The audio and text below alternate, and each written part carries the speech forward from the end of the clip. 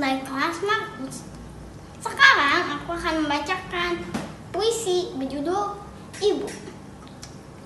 Ibu, engkau sesosok yang tangguh, mengurusku setiap hari, jam, menit, dan detik.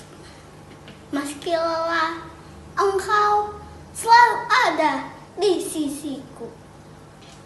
Saat ku senang maupun susah. Menurut orang lain, engkau bukan ibu yang sempurna. Tetapi menurutku, engkau ibu yang sempurna. Oh, ya Tuhan, terima kasih sudah menitipkanku pada ibu yang sempurna. Halo adik-adik, wah senang sekali nih Lause sama adik-adik di rumah bisa mendapatkan kesempatan untuk beribadah kepada Tuhan. Semua ini karena kasih setia Tuhan. Kalau kita bisa bernafas, bisa berjalan, bisa berdiri, bergerak, semua karena Allah yang memelihara dan mengasihi kita. Yuk kita sama-sama mengucap syukur kepada Tuhan, memuji kasih-Nya yang sungguh manis dan indah. Yuk sama-sama kita berdiri, nyanyikan lagu Kasih Yesus Manis dan Indah.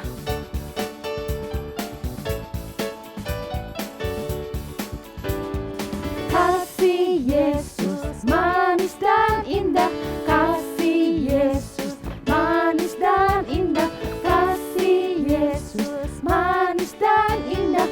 Oh, oh sungguh indah. Amat tinggi, takkan teratasi, amat dalam, takkan terselami, amat lebar, takkan terkelilingi. Oh, oh sungguh indah. Kasih Yesus.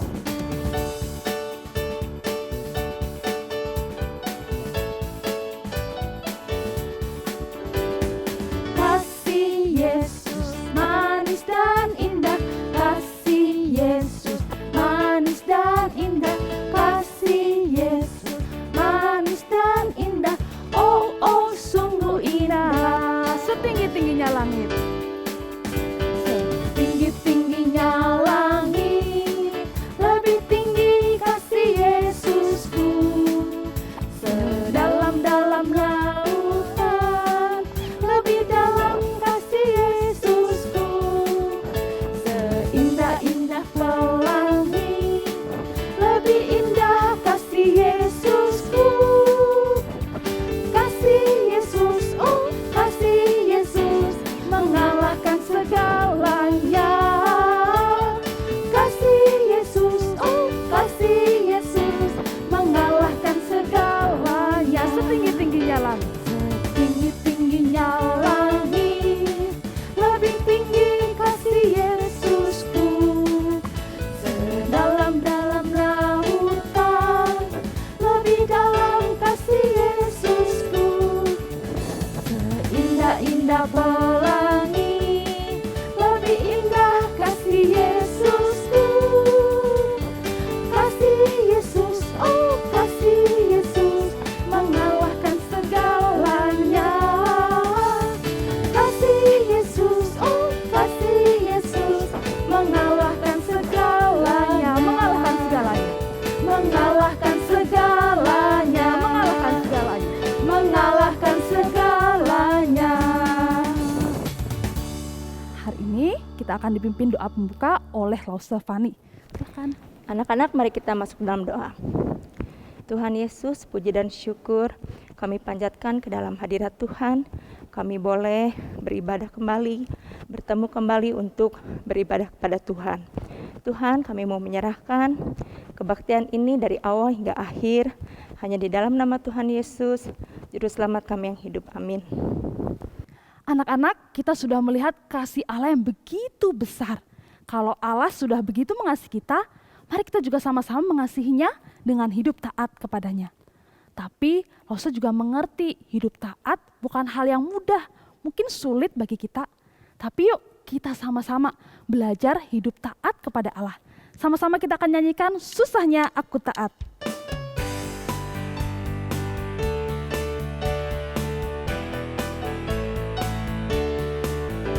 Susahnya aku taat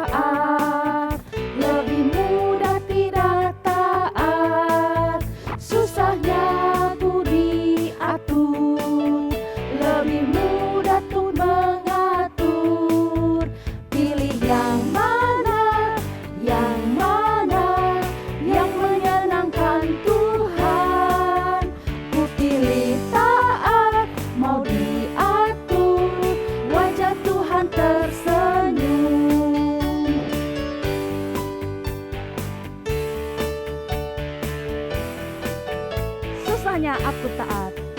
Susahnya aku taat, lebih mudah tidak taat.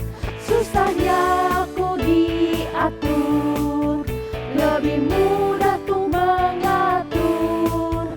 Pilih yang mana, yang mana, yang menyenangkan Tuhan. Ku pilih taat, mau diatur, wajah Tuhan tersenyum. Anak-anak, hari ini kita mau belajar menyenangkan hati Tuhan. Walaupun kita pernah gagal, tidak taat kepada Tuhan, tapi kasih Allah gak ada batasnya. Yuk kita sama-sama belajar mengingat kasih Tuhan dan hidup taat. Kita siapkan hati kita untuk mendengar firman Tuhan dengan menyanyikan lagu Yesus Sahabatku.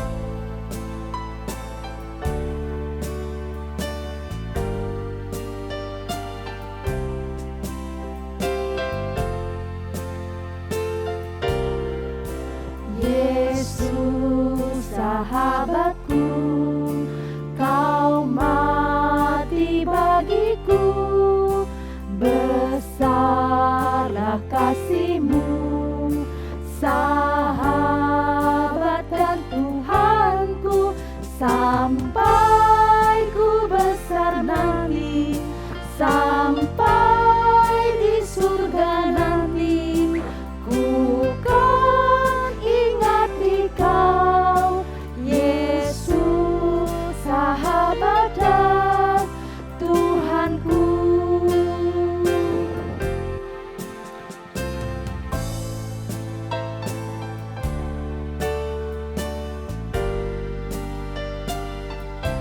Yesus sahabatku. Yesus sahabatku, kau mati bagiku, besarlah kasih-Mu, sahabat dan Tuhanku, sampai ku besar nanti, sampai di surga nanti, ku kan ingat di Kau, Yesus sahabat dan Tuhanku. Saya mohon Lause Siska untuk memimpin doa firman Tuhan. Mari anak-anak kita sama-sama berdoa. Tuhan Yesus, sahabat kami yang baik, kami bersyukur bahwa Engkau telah menyelamatkan kami, Engkau telah menebus dosa kami. Pada hari ini kami akan bersama-sama mendengarkan firman Tuhan, cerita Alkitab. Tuhan siapkan hati kami, supaya kami boleh bersungguh-sungguh belajar akan kasih Allah kepada kami. Tuhan berkati Lause kami yang akan membawakan firman Tuhan, berkatilah setiap kami, supaya kami boleh taat kepada firman-Mu. Tuhan dengar doa kami, di dalam nama Tuhan Yesus. Amin. Halo anak-anak, anak-anakku yang cantik-cantik, yang ganteng-ganteng. Kalian sudah siap mendengarkan firman Tuhan? Sudah ya, Sofen senang sekali hari ini bisa menemani kalian, bahkan bercerita tentang firman Tuhan kepada kalian. Anak-anak, siapa yang masih ingat tentang hukum ke-10? Ada yang masih ingat? Kita sudah belajar loh. Ada yang masih ingat nggak bunyi hukum ke-10? Apa? Hah? Ih, gak denger apa ya? Ih, benar. Jangan mengingini milik sesamamu. Itu bunyi hukum ke-10. Susah nggak ya untuk melakukan hukum ke-10? Atau jangan-jangan kalian pernah mengingini milik teman kalian, adik kalian, koko kalian, cici kalian? Pernah? Pernah nggak? Pernah ya. Lausofen juga pernah kok. Dulu sekali. Lausofen suka iri.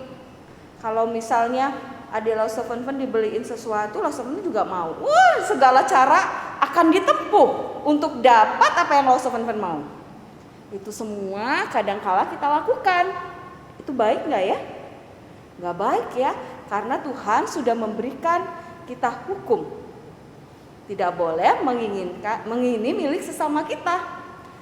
Tapi anak-anak, bukan hanya kita loh. Dulu sekali, seorang raja yang besar, raja yang gagah, raja yang taat pada Tuhan tadinya, tapi dia melakukan satu dosa. Kalian tahu nggak siapa raja itu? Betul sekali, Raja Daud. Anak-anak, satu kali Daud itu sedang jalan-jalan di atas rumahnya dia. Dia jalan. Tiba-tiba dia lihat ada seseorang yang sangat cantik sedang mandi. Boleh gak ya ngintip? Siapa yang pernah ngintip? Pernah. Gak boleh ya. Raja Daud lihat, ada seorang wanita yang cantik sekali sedang mandi. Raja Daud suka sama wanita ini. Dia jadi sayang sama wanita ini. Kalian tahu nggak namanya siapa? Batsheba. Lalu Raja Daud panggil wanita ini untuk datang ke dalam istananya Raja Daud. Dan anak-anak, satu hari tiba-tiba perempuan ini berkata kepada Raja Daud, Raja Daud, aku hamil. Wah, wanita itu mengandung anaknya Raja Daud. Tapi anak-anak tahu nggak sih kalau wanita ini sebenarnya sudah punya suami. Suaminya namanya Uria. Nah, Uria ini adalah prajuritnya Raja Daud. Aduh, Raja Daud bingung ya, ini gimana nih? Kok bisa nih Batsheba hamil? Aduh, gimana ini? Lalu Raja Daud minta kepada Uria datang, diundang. Lalu Raja Daud bilang, kamu pulang deh, kamu istirahat di rumah, tidur aja di rumah. Tapi anak-anak, Uria gak mau.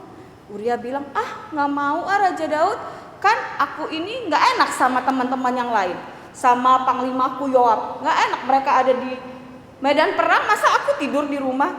Nah, Uria gak mau pulang, dia tetap tidur di depan istananya Raja Daud. Aduh, gimana ya, kata Raja Daud. Aduh, gimana ya ini? Apalagi ya caranya supaya dia mau pulang? Lalu Raja Daud mengirimkan sebuah surat kepada Yoab. Dia minta anak-anak Uria ini pergi ke medan perang dan ditaruh paling depan. Pokoknya harus perang yang luar biasa dahsyatnya. Dan taruh Uria ini di barisan paling depan. Wah, waktu Yoab lihat itu, ya mau gimana, perintah raja kan? Akhirnya Yoab kasih Uria di barisan paling depan dan mereka berperang. Dan betul, Uria mati di medan perang. Dan itu disampaikan kepada Raja Daud. Lalu Raja Daud mengambil Batsheba sebagai istrinya, menikahi Batsheba setelah Uria meninggal. Tapi anak-anak, itu jahat gak di mata Tuhan? Jahat ya. Maka Tuhan mengutus seorang nabi, namanya Nathan. Siapa namanya? Ya, Nathan. Nathan diutus oleh Tuhan untuk menegur Raja Daud. Nathan datang ke istana Raja Daud dan Nathan bilang begini sama Raja Daud. Raja Daud, aku mau cerita. Ada dua orang, yang satu ini kaya, yang satu ini miskin. Yang kaya itu punya banyak sekali ternak, punya lembu, sapi, kambing, domba, banyak sekali.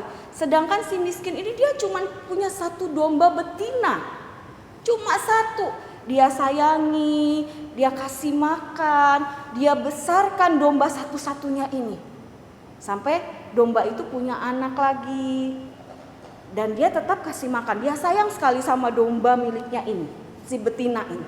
Satu kali si kaya ini, kata Nathan, kedatangan tamu. Tapi orang kaya ini gak mau ambil dombanya, sapinya, lembunya untuk disajikan kepada tamu-tamunya. Dia merasa sayang. Lalu apa yang dia lakukan? Dia ambil domba betinanya si miskin itu, dipotongnya lalu disajikanlah kepada tamunya. Waktu Raja Daud dengar itu, wah, Raja Daud marah sekali. Bunuh saja orang itu. Orang itu harus dibunuh, bahkan dia harus bayar ganti rugi 4 kali lipat. Lalu Nathan dengan tegas menjawab, orang itu adalah kamu. Raja Daud kaget. Aku? Iya. Ingat Daud, kamu melakukan dosa, mengambil yang bukan milikmu. Kamu ambil istrinya Uria untuk dijadikan istrimu. Wah, waktu dengar itu bagaimana reaksi Daud? Daud menyesal ya anak-anak, betul, dia sudah tidak taat kepada Tuhan. Dia sudah berdosa kepada Tuhan. Lalu Nathan bilang begini, karena kamu sudah melakukan dosa, maka ada hukumannya. Keturunanmu tidak akan lepas dari pedang. Artinya keturunan Daud itu akan terus berperang. Dan bayi yang ada di dalam kandungannya Batsheba akan mati. Anak-anak, waktu Daud dengar itu, Daud sedih sekali. Lalu apa yang Daud lakukan? Setelah anak itu lahir, Daud berpuasa, Daud menangis, Daud berdoa di hadapan Tuhan. Minta supaya Tuhan tidak ambil anak ini. Dia pakai kain kabung, dia meratap, dia duduk di lantai, dia tidak mau makan. Dia menangis sampai pegawai-pegawainya bingung, ini Raja Daud kok begini ya, gak mau makan, gak mau apa, padahal anaknya masih hidup. Tapi dia gak mau. Sampai satu kali setelah 7 hari anak itu mati. Wah, benar apa yang dikatakan Nathan.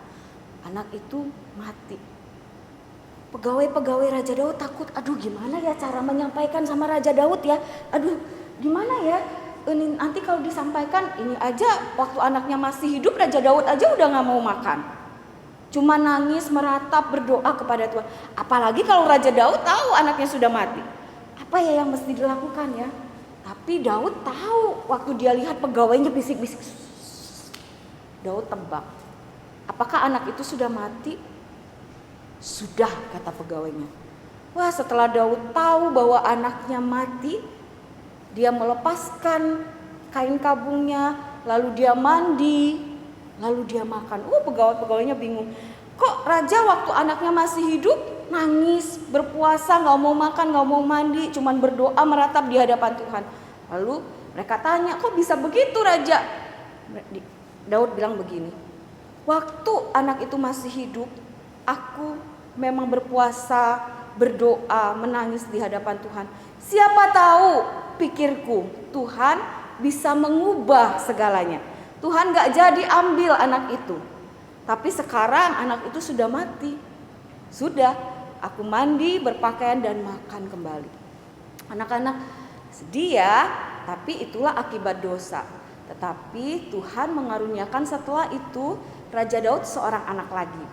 Ya, dia dengan Batsheba dikaruniai seorang anak. Kau tahu siapa nama anak Raja Daud? Raja juga yang akan menjadi besar dan berhikmat. Tahu nggak siapa? Betul, Raja Salomo. Salomo nanti dia akan jadi raja menggantikan Daud. Tuhan memberikan Salomo kepada Daud sebagai ganti apa yang Tuhan ambil. Anak-anak, dosa itu sungguh-sungguh menakutkan, bukan? Dosa pasti ada akibatnya. Ketika kau melakukan sebuah dosa, kau akan menanggung akibatnya. Masa nggak tahu ya, kadang-kadang dosa, kalau kamu melakukan satu kesalahan di rumah, pasti ada papa dan mama marah. Tapi dosa itu akan mengakibatkan maut. Ingat, Roma 6 ayat 23 berkata, sebab upah dosa ialah maut, tetapi karunia Allah ialah hidup yang kekal dalam Kristus Yesus Tuhan kita. Upah dosa adalah maut. Artinya upah dosa adalah kematian. Kematian itu ada 2. Ada kematian tubuh, ada kematian kekal. Kalau kematian tubuh itu nanti loss of infant, anak-anak, papi dan mami akan mengalaminya. Semua kita akan mengalaminya. Kita mati. Anak-anak pernah ya melihat orang yang udah gak bernafas lagi lalu dikubur. Nah, itu namanya kematian tubuh. Tapi kematian yang paling mengerikan adalah kematian kekal. Artinya apa? Artinya kita ini terpisah dengan Allah selama-lamanya. Kita nggak bisa masuk surga tuh. Nggak bisa. Kalau kita melakukan dosa, kita masuknya ke neraka. Kita nggak bisa bersama-sama dengan Tuhan Yesus di surga. Tapi Allah itu begitu mengasihi kita. Dia mengaruniakan siapa? Betul, Tuhan Yesus Kristus menggantikan kita. Menggantikan hukuman kita. Seharusnya kita yang dihukum, kita yang mati, kita yang harusnya disalibkan. Tapi Tuhan Yesus menggantikan kita agar kita yang berdosa ini menjadi tidak berdosa. Agar kita yang tadinya harusnya masuk neraka bisa masuk surga bersama-sama dengan Tuhan Yesus. Nah, anak-anak, Lost of Fun mau pesan begini. Ketika kita tidak taat, ketika kita tidak mau dengar-dengaran, papi dan mami itu adalah wakil Allah di dalam dunia ini untuk mengajari kamu, untuk menegur kamu. Ketika kita tidak mau taat dan melakukan dosa, maka ada hukumannya. Pasti ada hukumannya. Tapi kita juga ingat bahwa Allah mengasihi kita. Dia mengaruniakan Tuhan Yesus untuk kita semua. Karena itu sebisanya kita harus taat. Harus taat, bukan sebisanya ya, tapi harus taat. Taat kepada siapa? Terhadap firman Tuhan, terhadap papi dan mami kita. Jangan, kalau misalnya kita sudah melakukan sebuah dosa dan kita tahu itu salah, jangan diulang-ulang terus. Tapi kita bertobat, kita belajar lagi setia, kita belajar lagi taat kepada Tuhan ya. Ingat Roma 6 ayat 23 berkata, sebab upah dosa ialah maut, tetapi karunia Allah ialah hidup yang kekal dalam Kristus Yesus Tuhan kita. Raja Daud ketika dia ditegur waktu dia melakukan dosa, dia bertobat. Kita juga harus begitu ya. Waktu kita ditegur ketika kita melakukan kesalahan atau melakukan dosa, kita harus minta ampun kepada Tuhan dan kembali setia dan taat kepada Tuhan. Lost of Fun yakin anak-anak Lost of Fun semuanya bisa. Kalian itu anak-anak yang pintar, anak-anak yang cerdas. Dan Lost of Fun tahu kalian juga bisa belajar taat. Sulit pasti, tapi mari kita minta Tuhan menolong kita. Yuk kita tundukkan kepala, kita berdoa.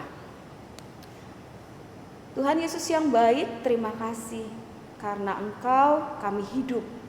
Karena Engkau yang mau mati menggantikan kami, maka kami tidak harus mengalami hukuman kekal. Tuhan, terima kasih untuk kasih-Mu kepada kami. Dan ajar kami menjadi anak-anak yang taat, dengar-dengaran. Sehingga Tuhan, hidup kami boleh menyenangkan hati Tuhan. Terima kasih ya Tuhan, di dalam nama Tuhan Yesus kami sudah berdoa dan kami bersyukur. Amin. Anak-anak ingat ya, yuk kita sama-sama belajar taat kepada Tuhan.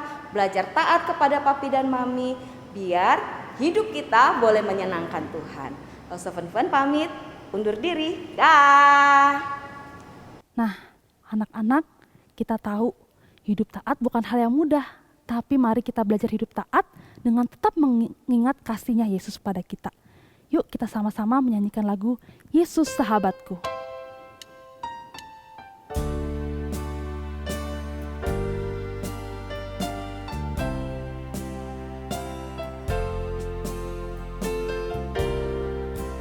Yesus sahabatku, Kau mati bagiku, besarlah kasih-Mu, sahabat dan Tuhanku, sampai ku besar nanti, sampai di surga nanti, ku kan ingat di Kau, Yesus sahabat dan Tuhanku. Yuk kita berdoa. Tuhan Allah Bapa kami sungguh mengucap syukur apabila pada pagi hari ini kami boleh datang beribadah kepada Engkau.